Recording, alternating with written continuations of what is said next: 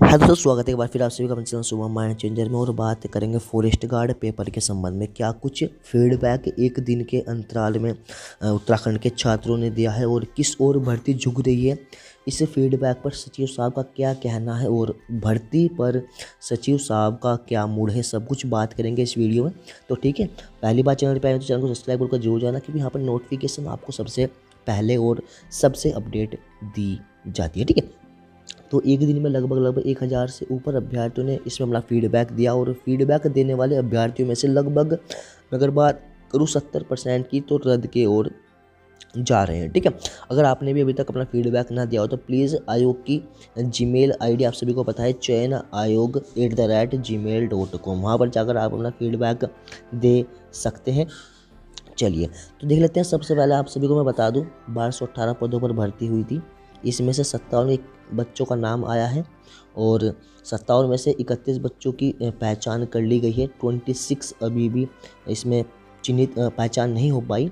और 22 सेंटरों पर यह आपका प्रकरण चला, और जिसमें से 3 जिलों में मामला है आपका देहरादून, आपका पौड़ी और आपका हरिद्वार। 3 जिलों में है, हरिद्वार काफ़ी बड़े स्तर पर है, बाकी अन्य में 2 थोड़ा सिंपल है।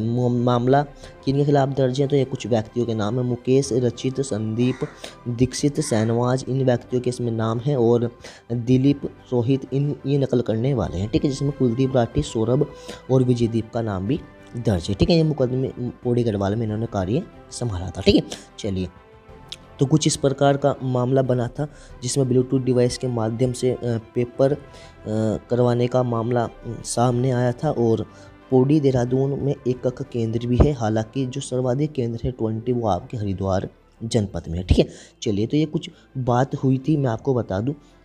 अब बात करेंगे फीडबैक के बारे में, क्या कुछ कहना है सचिव साहब का, ये आप बता देते हैं। ठीक है, तो सर्वोच्च न्यायालय ने जिस प्रकार 3 दिन दिए थे बच्चों को, तो रिपोर्ट सार्वजनिक करते हुए जो परीक्षार्थी थे उन्हें राय देने के लिए कहा था।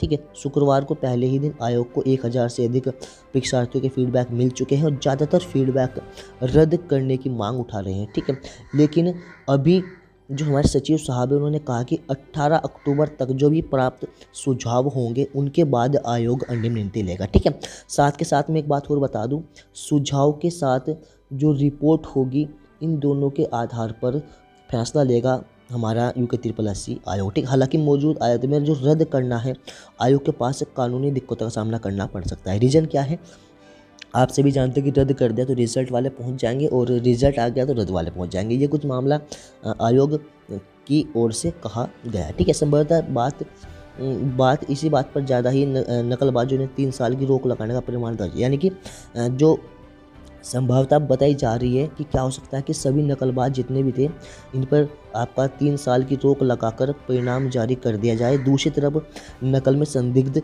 कराए गए 26 अभ्यर्थियों की, अब देखो एक चीज़ मामला इसमें और बनना है। ठीक है, अब अगर बात करी जाए रिजल्ट की, रिजल्ट आ जाएगा तो रिजल्ट कैसे आ जाएगा, जब तक वो 26 बच्चों की पहचान नहीं हो सकती, जब तक रिजल्ट कैसे डिक्लेयर कर दिया जाएगा, तो रिजल्ट की उम्मीद भी आप ना करें।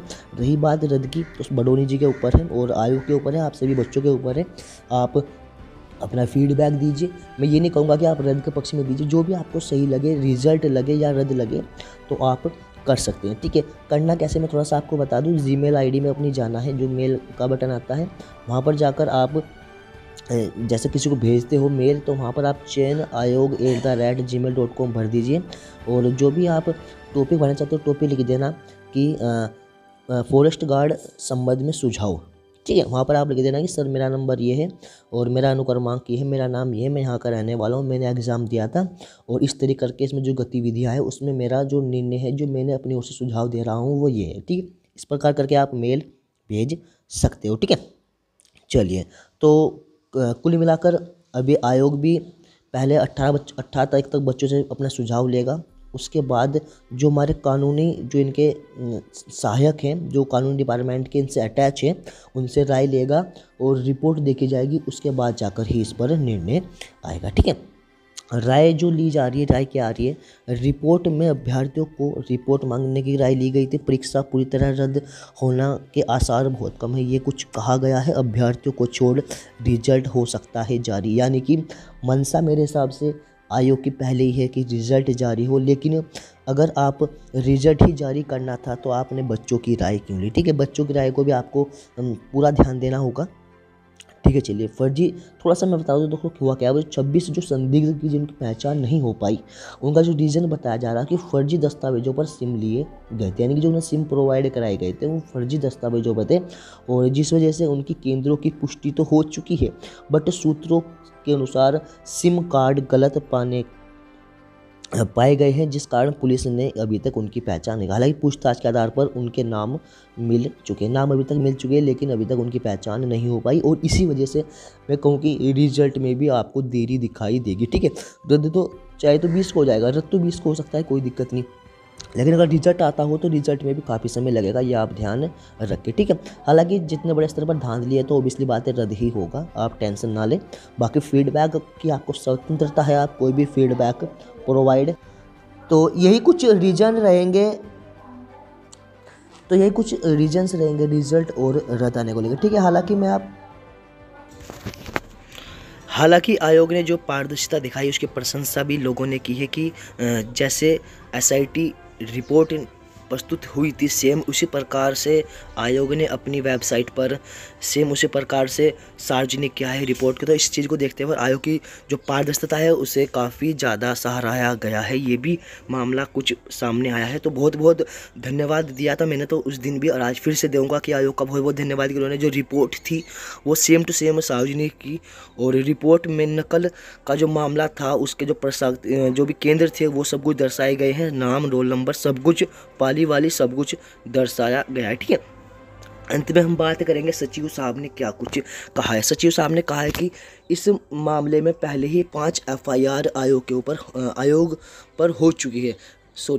इस प्रकरण में आयोग पहले ही 5 एफआईआर करा चुका है, और पुलिस रिपोर्ट में कहीं भी आयोग की कार्य प्रणाली पर सवाल नहीं उठाए गए।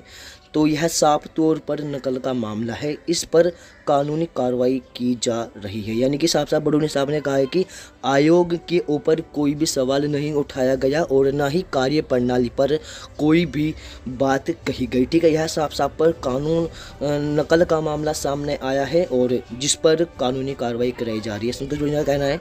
तो बहुत बहुत धन्यवाद सभी का, और वीडियो को सभी के पास शेयर करनी है। तो कुल मिलाकर आप सभी अपना फीडबैक दीजिए, आपके फीडबैक के ऊपर और एसआईटी के ऊपर ही यह निर्णय होगा कि रद्द होगी भर्ती या रिजल्ट आएगा। वैसे हालात रद्द के लग रहे हैं, क्योंकि लगभग कल 1000 में से 60 से 70% बच्चों ने रद्द के बारे में अपना डिस्कशन दिया था। ठीक है, मिलते हैं आपको जल्दी एक नई वीडियो के साथ, तब तक के बने रहिए, ध्यान रखिए, पढ़ते रहिए।